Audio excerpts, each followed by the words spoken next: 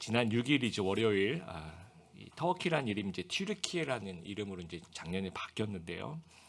튀르키예 남동부 지역에 이제 규모 7.8의 강진이죠. 지진이 강타해서 2만 명이 넘는 사망자가 발생한 안타까운 사고가 있었습니다. 지진이 이제 모두들 건물 안에서 잠을 자고 있을 시간이었을 새벽 4시경에 발생하면서 아마 피해가 좀 더 커진 것 아닌가 생각이 됩니다. 그런 생각을 좀 해봤어요. 혹시나 지진 조기 경보가 울릴 수는 없을까? 예를 들어서 한 30분 전이라도 30분 후에 지진이 옵니다. 피하십시오. 이런 경보를 좀 울릴 수 있으면 그래도 이제 건물 바깥으로 나오면 좀 어땠을까라고 생각을 해서 좀 찾아봤어요. 그랬더니 현대 과학자들도 미리 올 지진의 임박을 알리는 신호는 아직은 없다라고 합니다. 앞으로도 없지 않을까라고 생각을 하는 과학자들이 많이 있더라고요. 그것들 보면서 인생은 참 예측할 수 없는 일들이 우리 삶 속에 놓여 있는 것 같습니다. 남의 이야기가 아니라 우리도 안전하지 않다라는 겁니다. 종교개혁자 마틴 루터가 17살 때 이제 아버지가 마틴 루터가 이제 법률가가 되기를 원하셨어요. 그래서 에르푸르트 대학 법학부에 입학해서 이제 공부를 하고 있는 중이었습니다. 1505년이죠. 7월 2일 날 이 고향에 자기 고향 친구랑 같이 방문을 하고 다시 오는 길이었어요. 이렇게 걸어가고 있는 에토테른하임이라는 그 마을의 들판을 이제 걸어가고 있었는데 갑자기 이제 비가 엄청나게 오기 시작합니다. 그리고 이제 천둥 번개가 치기 시작했는데 벼락에 탁 치면서 같이 걸어가고 있는 그 친구를 탁 맞아요. 그래서 그 친구가 갑자기 직사를 그 자리에서 하게 됩니다. 이 마틴 루터가 엄청 큰 충격을 받게 됩니다. 죽음이 나에게 굉장히 멀게 느껴졌었는데 그게 아니구나. 하나님의 심판이라는 것이 굉장히 가깝게 느껴졌다는 거죠. 그래서 일단 그런 공포를 통해서 이틀 뒤에 그 에르푸르트 수도원의 수도사로 이제 들어가게 됩니다. 그리고 신학 공부를 하고 2년 뒤인 1507년에 이제 사제 서품을 받게 됩니다. 우리가 벼락에 맞을 확률이 얼마나 될까요? 벼락에 맞아 사망할 확률이 아주 희박합니다. 뭐 600만 분의 1이다. 또는 뭐 퍼센티지로 계산하면 0.001% 이렇게 얘기를 합니다. 그런데 우리가 나중에 언젠가 우리 모두가 인간으로서 언젠가 사망할 확률은 여러분 몇 퍼센트인 것 같아요? 100% 언젠가는 그죠. 앞으로 뭐 100년이 될지 뭐 하여튼 그래서 이 종말이라는 것은 먼 미래가 아니라 그리 멀지 않을 수 있다라는 겁니다. 그렇다면 우리는 어떻게 살아야 되는가? 종말 시대 그 신앙 자세 두 가지 지난 주일에는 제가 속지 않는 것을 말씀드렸습니다. 재림의 날짜와 거짓 가르침에 속지 말자. 그래서 오늘은 좀 깨어 있는 삶에 대해서 좀 말씀을 좀 나누고 싶습니다. 오늘 본문은 24장 36절부터 시작이 되는 겁니다. 그리고 25장 13절 우리가 이제 아까 읽었던 구절까지 이제 포함하고 있는데 반복되는 구절이 같이 나와. 24장 42절 한번 같이 읽어보겠습니다. 시작. 그러므로 깨어 있으라. 어느 날에 너희 주가 임할는지 너희가 알지 못하니. 그리고 25장 13절 또 같이 읽겠습니다. 그런즉 깨어 있으라. 너희는 그날과 그때를 알지 못하느니라. 구절이 똑같죠, 그렇죠? Therefore 이제 그러므로라고 시작하면서 깨어 있으란 말이 반복이 돼요. 그래서 이 구절 자체가 이제 깨어 있으란 말을 주제로 던지면서 그러므로라는 말을 통해서 앞의 내용들을 이제 요약을 계속하고 있습니다. 그래서 무슨 내용이 나왔든지 간에 주제 자체는 깨어 있으라라는 것이 이제 주제가 되는 거예요. 그래서 비유 4가지가 등장을 합니다. 노아 시대 사람들, 또 도덕을 대비하는 집주인, 또 신실한 청지기, 또 오늘 이제 우리가 읽었던 슬기로운 다섯천에서 비유 4가지를 쭉 스트레이트로 나열하면서 이 잠자는 모습과 이 깨어 있는 모습을 설명을 해요. 그러면서 주제는 이제 그러므로 하면서 깨어 있으라는 주제를 던지는 거죠. 그래서 성도에 깨어 있으면 어떤 의미인가? 우리가 깨어 있고 싶은데 그러면 이제 이게 정확하게 어떤 의미인지 우리가 2가지로 좀 이해했으면 좋겠습니다. 첫 번째, 이 경계태세입니다. 성도는 영적 레이더 곧 영적 민감성을 상시 가동하며 깨어 있어야 합니다. 첫 번째 비유가 이제 24장 37절부터 이제 39절까지 나오는 노아 시대 사람들에 대한 이야기입니다. 38절 24장 38절을 보니까 홍수전에 노아가 방주에 들어가던 날까지 사람들이 먹고 마시며 장가들고 시집가고 있으면서 홍수가 나서 그들을 다 멸하기까지 깨닫지 못하였으니 인자의 임함도 이와 같으니라. 먹고 마시고 장가가고 시집가고 이 일상 자체가 문제라는 말이 아니고요. 이 잠자는 모습, 깨어 있지 않은 삶이 잘못이라는 거예요. 큰 비가 나서 홍수가 나서 이제 우리 다 죽는다라고 계속 얘기를 했죠. 이것은 생명의 문제입니다. 그런데도 거기에는 신경 쓰지 않고 먹고 마시고 장가가고 시집가는 일에 집중했다라는 거예요. 이 시대 사람들이. 영적인 일에는 무관심하고 육적이고 세속적인 일에만 열심히 모습이 잠자고 있는 모습이라는 거예요. 우리 그렇지 않습니까? 월요일부터 토요일까지 정신없이 살아가요. 그러다 이제 토요일 저녁쯤 되면 벌써 내일 주일이네. 내일 교회 가야 되겠네. 그러면서 일주일 동안 하나님 생각을 전혀 하지 않고 그리고 주일이구나 그래서 이렇게 교회 온단 말이죠. 이것을 우리가 혹시 매주 반복하고 있다면 우리는 잠자고 있는 것입니다. 두 번째 비유도 24장 43절부터 44절에 도둑을 대비하는 집주인에 대한 이야기를 하고 있습니다. 당시 집의 모양이 이 더운 지역이기 때문에 나무가지로 이제 그 지붕을 이렇게 어느 정도 이렇게 해놓으면 그냥 끝인 거예요. 그게 그 벽도 그냥 흙으로 대충 바르면 벽이 되는 겁니다. 그래서 이제 43절에 너희도 아는 바니 만일 집주인이 도둑이 어느 시각에 올 줄 알았다면 깨어서 그 집을 뚫지 못하게 하였으리라. 문자 그대로 뚫지 못하게라는 말. 영어성에 브레이크 인트라고 그러는데 흙벽을 조금만 이렇게 스스슬 하면 뚫어지는 거죠. 지붕으로도 이렇게 나무 이렇게 좀 하면 뚫어지는 거죠. 근데 44절을 보니까 그러므로 너희도 준비하고 있으라. 생각지도 않은 때 인자가 오리라. 미리 알고 대비하고 있으면 이렇게 흙이 이제 약간 무너 벽을 한번 다시 보수한다 수도 있고요.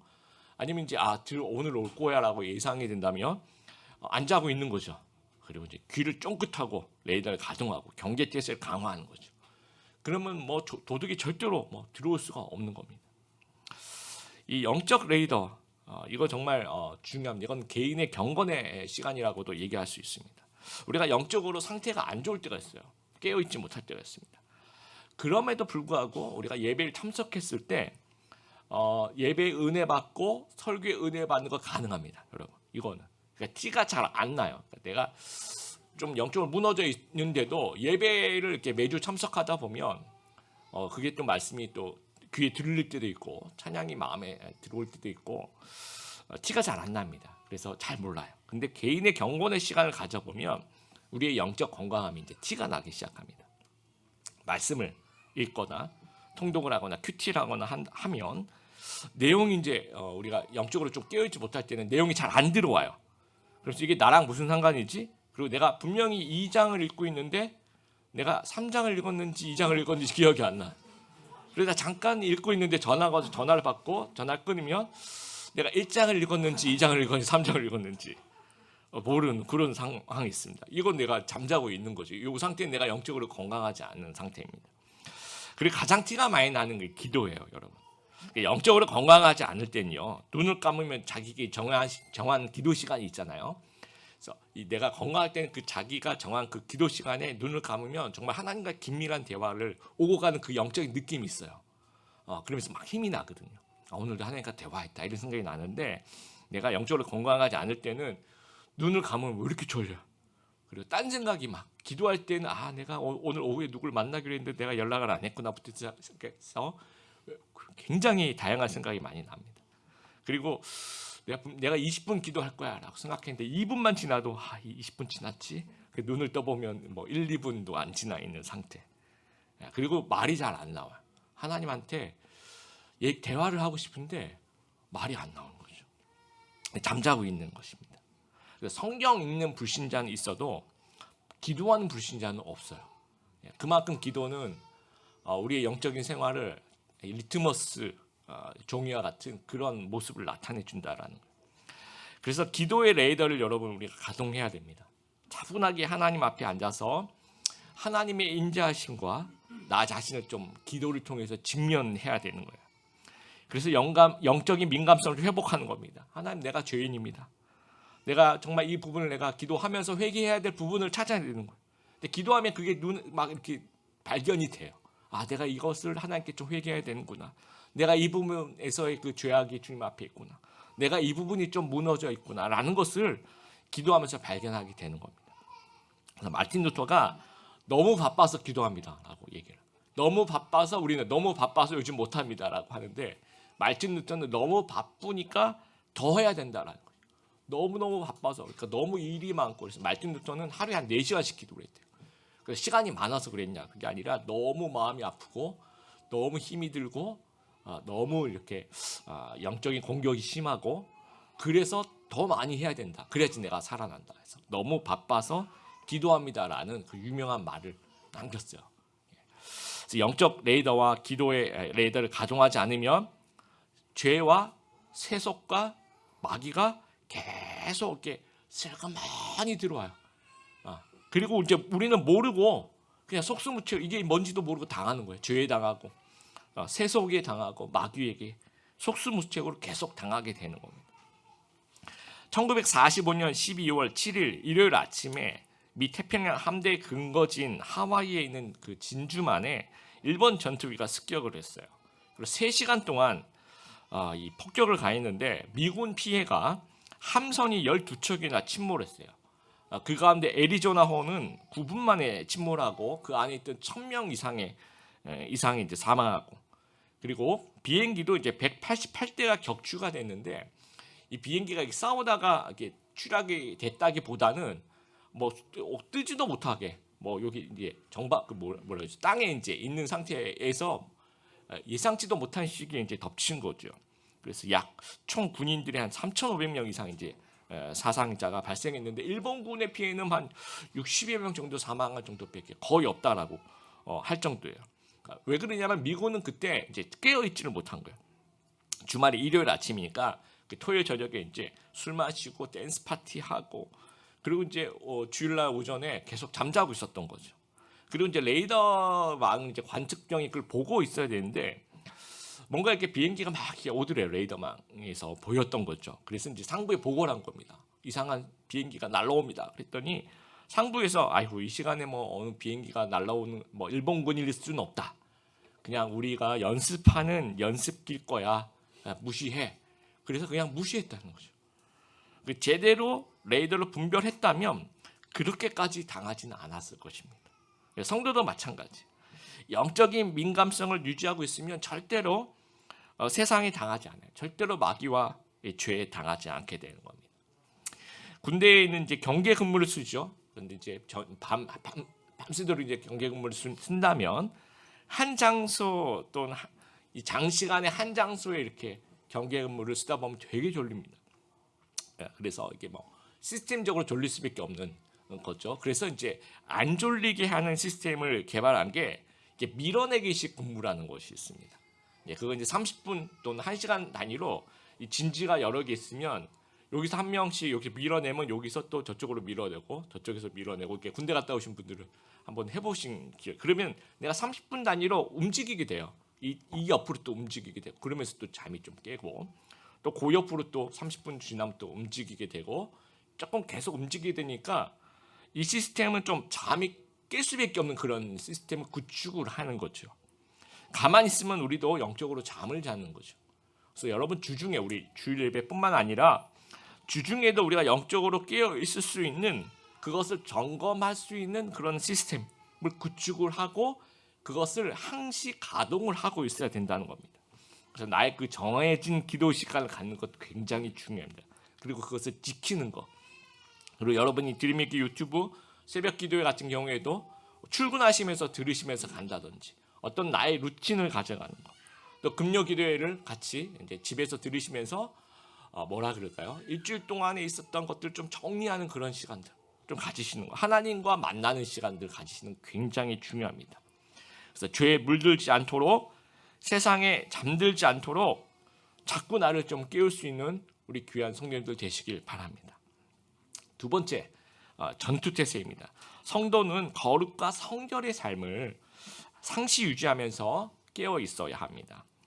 깨어 있음의 첫 번째 의미는 이제 영적 민감함이라면 깨어 있음의 두 번째 의미는 성도의 거룩한 행동입니다. 세 번째 비유 가 나오죠. 24장 45절부터 51절에 보면 두 종류의 청지기가 나와요. 그 청지기라는 것은 주인을 대신해서 집안의 그 재반 사물을 관장하고 다른 종들을 관리하는 좀 높은 그런 종 중에서도 높은 관리자인 거죠. 근데 주인이 출타를 합니다. 그러니까 눈앞에 안 보이는 거죠. 주인 지가 없는 상황이에요.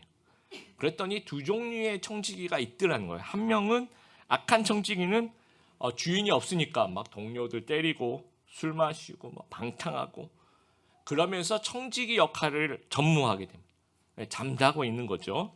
근데 신실한 청지기는 주인이 없어도 자기 임무에 충실한 거예요.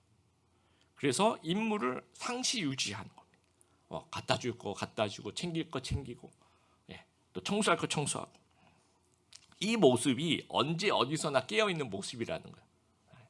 성도의 가장 기본적인 임무와 자세가 거룩함이에요. 여러분 레위기 11장에 내가 거룩하니 너희도 거룩하라. 그러니까 누가 보든 안 보든 이 거룩의 모습은 이제 상시 유지해야 되는 거죠. 우리가 주일날도 이렇게 거룩한 모습이라면 평일날도 똑같아야 된다라는 거죠. 또 교회 안에서 또 열심히 섬기고 그런 어떤 모습이라면 우리 삶의 현장에서도 똑같은 어떤 거룩의 모습이어야 된다라는 겁니다. 그리고 이제 오늘 읽었던 본문이 네 번째 비유입니다. 두 종류의 이제 신부 들러리가 나오는 거죠. 열처녀 이제 신부 들러리죠. 고대 근동의 결혼식은요, 우리가 이제 영상에도 보았지만 약혼을 일단은 하게 됩니다. 그 정혼이라는데 거기서부터 결혼인 거예요. 그리고 약 한 1년쯤 뒤에 신랑이 신부 집을 방문해서 결혼잔치 일주일이 벌어집니다.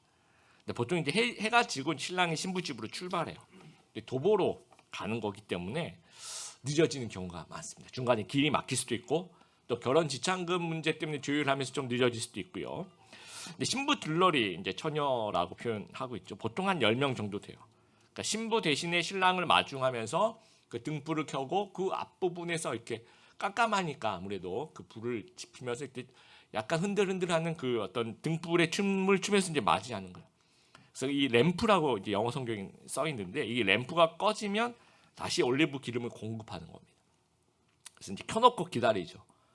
그런데 여분을 충분히 준비해야 되는데 언제 올지 모르니까. 근데 신랑이 이제 늦게 오는 경우가 있으면 당연히 램프는 꺼지는 겁니다. 그래서 여분의 기름을 준비한 들러리들은 계속해서 그 등불을 밝힐 수가 있다라는 거예요. 근데 강도들이 여러분 결혼식장에 좀 자주 출입합니다. 그래서 등을 준비하지 않고 결혼 행렬에 참가하면 이게 들러리가 아닌 것으로 간주하는 거죠. 그래서 불순한 의도를 갖고 있는 사람이다 해서 쫓아내는 겁니다. 그리고 그 모든 그 결혼식장의 안전을 위해서 신랑 입장이 끝나면 문을 닫아버리는 거예요. 그래서 강도라든지 그런 사람이 들어오지 못하게 만드는 거죠. 그래서 두 종류의 들러리가 있는 겁니다.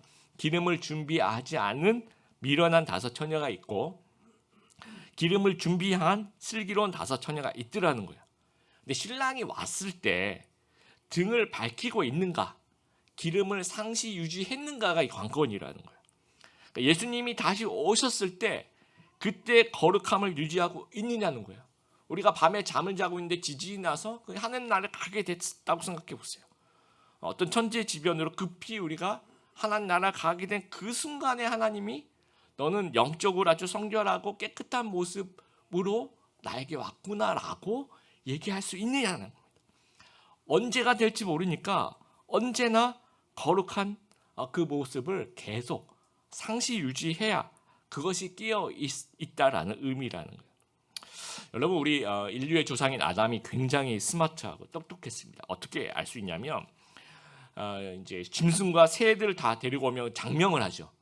우리 이메일 주소 하나 장명하는 게 굉장히 힘들죠, 그렇죠? 근데 아담은 특징을 딱 구별해서 적절한 표현을 찾아가지고 이름 넌 코끼리다, 넌 사자다 이렇게 장명을 하는데 아주 잘했다고 해요. 그리고 모든 성경에 보면 모든 짐승과 새를 아담에게 데려와서 이름을 짓는 거죠. 그렇게 똑똑한 아담이 선악과에 대한 명령을 기억을 못해하죠. 그래서 선악과를 먹죠. 왜 그럴까? 여러 가지 원인이 있지만 그 중요한 원인 중에 하와가 이제 옆에 있는 사람에 대한 얘기입니다. 제가 뭐 하와를 디스하려고 하는 건 절대 아닙니다. 그래서 하와는요 하나님 명령을 직접 못 들었어요. 그때는 아직 태어나기 전이니까. 그래서 하나님 명령을 직접 못 들은 사람의 영향을 받을 수밖에 없는 겁니다. 말세도 마찬가지. 하나님과 교제하지 않는 자들이 점점 많아지고 있는 거예요. 점점 종교 없음의 시대로 우리가 흘러가고 있습니다. 그러니까 우리가 평일에 접하는 사람들이 하나님을 모르는 사람들, 무신론자들, 세속적인 사람들을 거의 대부분 접하고 있는 거예요. 또 이제 말세의 징조가 우리 지난 시간 얘기했던 45장 12절을 보면 불법이 성행한다. 불법이 굉장히 많아진다. 그런 거죠. 그러면서 이제 말씀이 희박해지는 겁니다. 그러면 우리가 크리스찬으로서 이 세상에 하나님의 영향력을 우리가 주어야 되는데 주기는커녕 오히려 받는 경우가 더 많아요. 그러면서 이제 영향을 자꾸 받으니까 영적인 일에 계속 무관심해지는 거예요. 나도 모르게. 그런 사람들 계속 만나니까. 그러면서 이제 무관심한 게 더 무관심해지고 무관심해왔기 때문에 또 무관심해지고 하면서 잠을 자고 있는 성도들이 계속 늘어나고 있는 겁니다.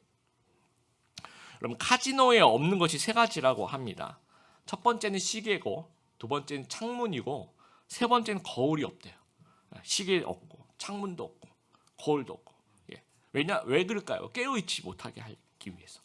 시계도 없고, 뭐 거울이 있으면 내 모습이 굉장히 초췌하구나. 뭐 이렇게 발견할 거 아니에요. 창문도 날이 밝았구나 이럴 거 아니에요.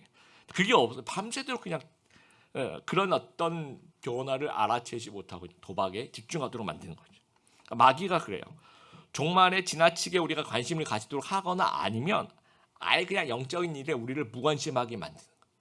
하나님, 복음 전혀 일주일 내내 생각 자체를 안 하는 거예요. 그렇게 만드는 거죠. 그래서 이런 얘기가 있습니다. 주여 나를 거룩하게 하소서. 그러나 지금은 아닙니다. 우리 그렇죠. 주여 나를 거룩하게 하소서. 그러나 지금은 아닙니다. 이게 이제 오늘날 우리의 모습이라는 겁니다. 그래서 누가복음 21장 34절 같이 한번 읽어보겠습니다. 너희는 스스로 조심하라. 그렇지 않으면 방탕함과 술 취함과 생활의 염려로 마음이 둔하여지고 뜻밖의 그날이 덫과 같이 너에게 임하리라. 말세 깨어 있음을 누가복음 이렇게 설명하죠.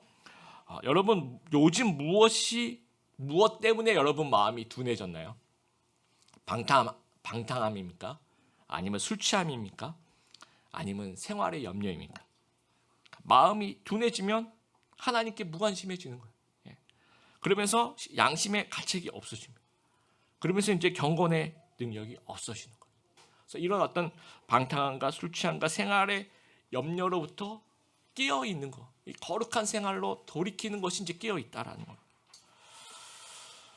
한국 프로야구에 이제 올해 신인들이 2004년생입니다. 올해 이제 그러니까 작년에 고등학생들이 이제 올라와서 이제 새로운 시즌을 준비하고 있는데 작년 고3들 중에서 제일 야구 잘했던 선수가 한 명 있어요. 드래프트 전체 1번. 그래서 특급 신인이죠. 그래서 정말 공도 빠르고 뭐 굉장히 아주 잘한다라고 칭찬받는 넘버원 그 선수가 지난주에 개인 SNS에 자기 코치하고 또 팬들에게 욕설을 이제 막 비속어를 사용해서 SNS에 올려가지고 결국은 이제 징계를 받고 벌금을 내고 이제 공개 사과를 하는 일이 발생을 했어요. 근데 그 선수의 출신 고등학교 감독과 지인들은 고개를 갸우뚱했대요. 왜냐하면 그런 친구가 아니라는 거예요. 왜냐하면 그 친구가 고3 때 보통 이제 투수들은 주장을 안 하고 야수들이 하는데 제가 주장을 하겠습니다. 그래서 솔선수범하고 그 감독 눈에는 이렇게 훌륭한 선수가 없었대요. 너무 모범적이고 야구에 대한 태도도 아주 진지하고 그다음에 사람들 대하는 태도도 아주 나이스했대요. 그래서 이 친구는 그런 비속어를 쓰면서 SNS를 했을 거라고 안 믿을 정도 정말 그랬대요 하면서 고개를 갸우뚱거렸다는 거예요. 그래서 제가 기사를 좀 자세히 좀 읽어보니까 본인의 그 인스타그램 계정이 두 개가 있는 거죠. 하나는 이제 메인 계정인데 그건 공개하는 거예요. 그래서 아무 문제가 될 것 없는 게시물을 막 올리는 거죠. 나는 야구를 너무 사랑해요. 뭐 이런 게시물을 막 올리는 거죠. 근데 비공개 부계정을 갖고 있어요. 이거는 비공개고 내 친구들하고만 공유하고 있는 거니까 아무도 모를 거야 그렇게 생각했던 거예요. 그래서 이제 이 선수가 훈련하다 보면 좀 힘든 것도 있을 거 아니에요. 그래서 그 속마음을 막 드러내면서 거기 제가 그래서 이제 읽어봤어요. 거기 이제 뭐 기사에 나왔길래 이때 분노와 적대감과 이 무시를 가득 담아서 쌍욕을 써서 저는 인스타를 안 하는데 제가 읽을 정도면 하여튼 다 읽었다는 대부분 사람들이 다 공개가 된 거죠. 저는 인스타그램 자체가 없는데도 제가 읽었으니까요. 예. 제가 이 기사를 읽으면서 이제 우리 저와 여러분 우리 성도들의 모습이 혹시 이런 건 아닌가 생각을 해봤습니다. 우리가 주일에 이렇게 보여주는 모습은 메인 계정이죠. 아주 좋은 모습을 서로에게 보여주고 있습니다. 하나님께도. 근데 평일에 아무도 안 볼 때, 아무도 모를 거야 하면서 이 비공개, 그렇죠? 부계정이 우리한테 이제 드러날 수 있는 거예요. 진짜 속마음이 드러날 수 있고, 우리 안에 있는 교만이 드러나고, 우리 안에 있는 분노가 나타나고, 우리 안에 있는 그 불법과 악함과 음란함과 이런 것들이 아무도 모를 거 하면서 보여줄 수 있다는 거죠. 근데 하나님은 다 알고 계세요. 하나님에게는 비공개가 없는 겁니다. 여러분 중세 카톨릭이 번성했던 유럽 국가들을 보면요, 사순절 금식이 시작하기 전에 카니발 축제가 먼저 열립니다. 고난 주간을 포함하는 이 사순절 카톨릭 국가들은 좀 지키거든요. 40일 동안 좀 파티도 못 하고 뭐 술도 못 마시게 하고 뭐 고기나 이렇게 막 기름진 거 되도록 먹지 말라고 그리고 이제 좀 그래요. 근데 그 전에 그러니까 그거 못 하니까 그 전에 이제 카니발 축제를 열어서 술도 마음껏 마시고 활락 즐기고 방탕하고 그리고 사순절 수요일 직전에 딱 끝나요. 자 실컷 놀았지 이제 사순절 시작 이렇게 되는 겁니다. 굉장히 외식적이고 이율배반적이고 그렇죠. 뭐가 진심일까요, 여러분? 카니발이 진심일까요? 아니면 사순절이 진심이었을까요? 그래서 우리도 그런 건 아닐까 한번. 카니발과 사순절 우리가 매주마다 이렇게 오고 가고 있는 것은 아닌가. 그래서 이 왔다 갔다 하지 말라는 거 메시지 자체가 악한 청지기와 신실한 청지기를 우리가 왔다 갔다 하지 말라는 겁니다. 미련한 다섯 처녀와 슬기로운 다섯 처녀를 좀 왔다 갔다 하지 말라는 거죠. 그러기 위해서는 슬기로운 다섯 처녀처럼 등불을 항상 준비하라는 거예요. 왔다 갔다 하지 말고 이 거룩함이라는 이 등불을 계속 항시 유지하라. 그래서 예수님 다시 오실 때 좋은 모습으로 좀 맞이하라는 겁니다.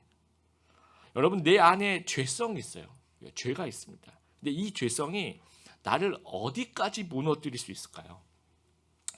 나는 뭐 교회 생활 오래 했으니까 내 죄성은 뭐 나를 약간 무너뜨릴 수 있을 거야 라고 생각하는데 그렇지 않습니다. 내 안에 있는 죄성은요 나를 아주 많이 무너뜨릴 수 있는 거예요. 짧은 시간에 괴물로 만들어버릴 수 있다는 거예요. 그래서 신앙생활이라는 것은 내가 죄인임을 매주 매 시간 인정하고 고백하는 거예요. 거기서부터 시작하는 거예요. 그러면서 영적 민감함을 갖는 거예요. 나를 구원해 주신 예수님의 은혜가 내 안에 넘치는 거죠. 그러면서 성도로 삼아주신 그 예수님을 바라보는 거예요. 그러니까 내 마음속에 거룩한 삶을 살고 싶은 마음이 계속 이렇게 우러나오는 거예요. 그래서 여러분 안에 있는 그 복음이 살아나야 되는 거죠. 하나님이 나 같은 죄인도 내가 오늘 묵상해 보니까 난 진짜 죄인이야. 근데 나 같은 죄인도 하나님 용서해 주시고 사랑해 주시는 거예요. 그러면 나는 가만히 있을 수가 없는 거죠. 거룩한 삶으로 좀 보답하고 싶은 거예요. 이게 깨어있는 삶이라는 겁니다. 이 성도의 거룩한 삶은요, 바다에 떠있는 배에 비유할 수가 있습니다. 성도가 세상과 함께 살아가지만 세상과 동화되어서는 안 되는 거죠. 구별되어 있어야 되는 겁니다. 그래야지 배가 운행을 할 수가 있는 겁니다. 그러니까 구별함을 잃어버리게 되면 이 배는 침몰하게 됩니다. 배의 기능을 할 수가 없는 것입니다. 이 구별된 성도이어야지 만인 제사장, 만인 선교사의 역할을 하면서 이 배에 타서 물에 빠진 사람들을 건져 올릴 수 있는 그런 사람 낚는 어부의 삶을 살 수 있다라는 거예요. 그래서 깨어있는 삶은요, 한 번 깨어있는 것이 아니고 현재 명령이에요. 깨어있으라. 이 헬라어의 명령, 원어 자체가 현재 명령. 이것은 옛날에 좀 깨어있었다. 근데 요즘에는 카니발 때문에 못 깨어 있고 요즘에는 비공개로 전환이 돼서 잘 못 깨어 있고 이게 아니란 거예요. 지금도 또 내일도 없어요. 이건 계속 현재인 거예요. 계속해서 현재의 삶에 깨어 있으라는 거죠.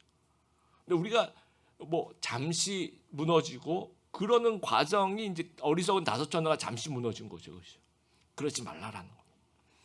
그래서 영적인 레더, 이 영적 감지력을 항상 유지해서 거룩한 영적 능력을 항상 유지할 수 있는 우리 성도님들 되시길 바랍니다. 마귀가 노리는 것은요, 이 성도의 신분, 구원, 여러분이 성도의 신분, 또 여러분이 가지고 있는 구원, 이건 못 건드려요. 사탄이. 이건 하나님의 주권이기 때문에. 그런데 뭘 건드릴 수 있냐면 여러분 우리를 잠재우는 거, 이건 할 수 있어요. 우리를 엉뚱한 일에 바쁘게 하는 거, 이런 거 할 수 있습니다. 그래서 언제나 이 경계 태세와 전투 태세 우리가 좀 점검하면서 잠자지 말고 깨어 있고 다시 정상 궤도로 좀 진입할 수 있는, 예수님 다시 오심을 좀 소망하고 준비된 상태를 유지하는, 현재를 거룩하고 성결하게 살아가는 우리 귀한 성도님들 다 되시기를 주님의 이름으로 축복합니다.